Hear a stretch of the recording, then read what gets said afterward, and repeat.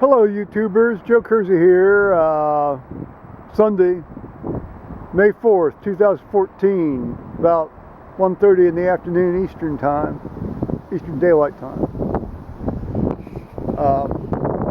This may get a bit too windy, I may have to go inside, but we'll give it a shot.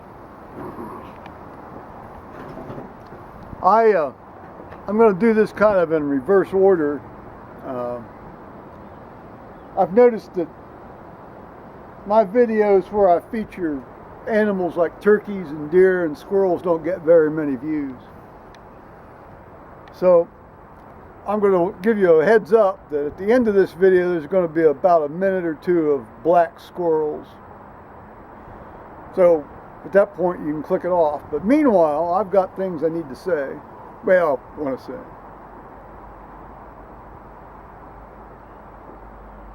So I went to church today and I read for my judge buddy who's over in Pennsylvania at a military history meeting. And he was going to drive back on Sunday because he didn't want to try to drive back late Saturday night. And it went very well. We didn't do one of the standard liturgies. We did this thing from a book called Enriching Our Worship. Well, that right there is, sort of a red flag, and when you hear the word enriching. And actually, it turned out this thing wasn't too bad. It didn't like a lot of these things do go into calling God our mother and Jesus our mother. No, it was a pretty. Now, I will say that our priest Carin, who did the service today, she did refer to Jesus our mother once, which she normally doesn't do. This just slipped in, I guess. But well, she was reading it from one of these radical prayer books.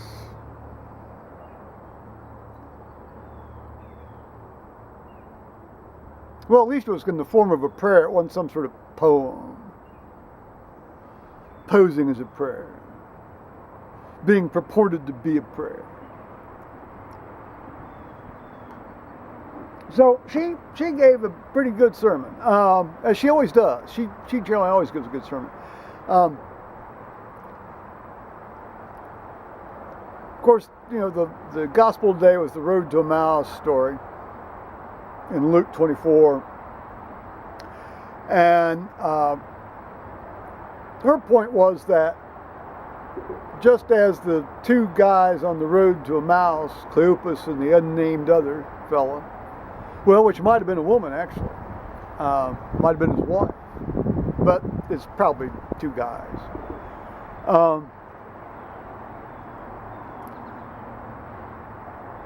They were blinded by the events, all the hurly-burly about Jesus' death and crucifixion, and obviously they hadn't heard about the resurrection.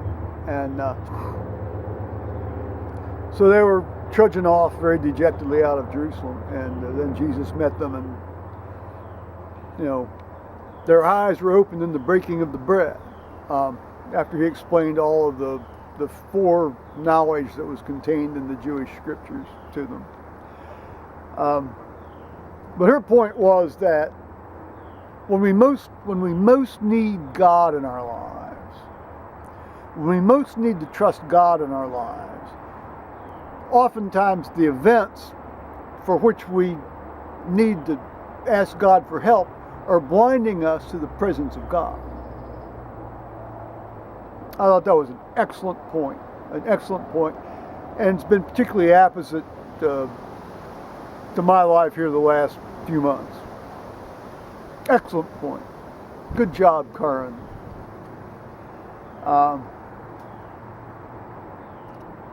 So I read the Acts, and then the woman who's supposed to be the second reader didn't show up, so this other fella filled in, and did the prayers, and the first Sunday of each month they do this healing thing. That's all right. But we use one of these healing litanies rather than one of the standard prayer book litanies. Well, you make do with what you use the material you've been given, don't you? That's what you do. That's what, it's... Okay, well, that was pretty good. The only oddball thing that happened during communion was this 2.5-year-old guy. I think maybe almost about 3 now. He dropped his bread into the goblet of wine, and then he stuck his hand, which easily fit into it's a fairly narrow-necked goblet, and he stuck his hand down there and fished that bad boy out and stuffed it in his mouth. And of course, you're carrying a rag. Well, I call it a rag. It's the purificator in the parlance of the altar guild. And said, you ought to clean up. And his mother sort of didn't know what to make of that offer to help, but adventures at the communion rail, huh?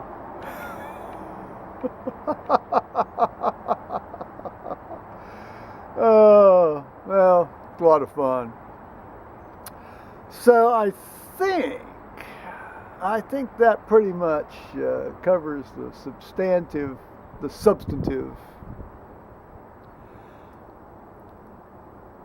content of today thus far, and very likely the substantive content of the day yet to come, although I might try to do some reading. What, Joe? Reading rather than YouTubing? What? Alrighty now. Bye-bye.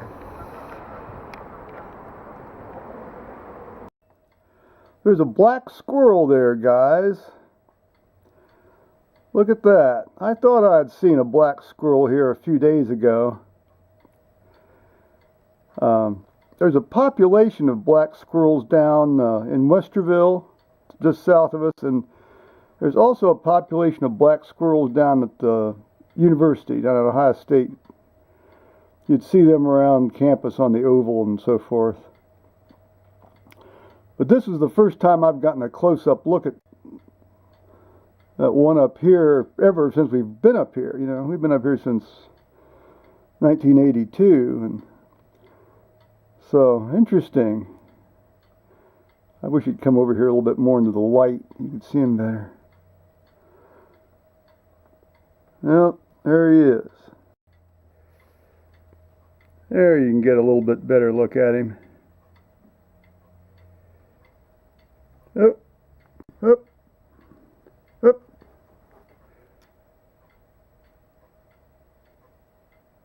Up, there he goes. Bye-bye, squirrel.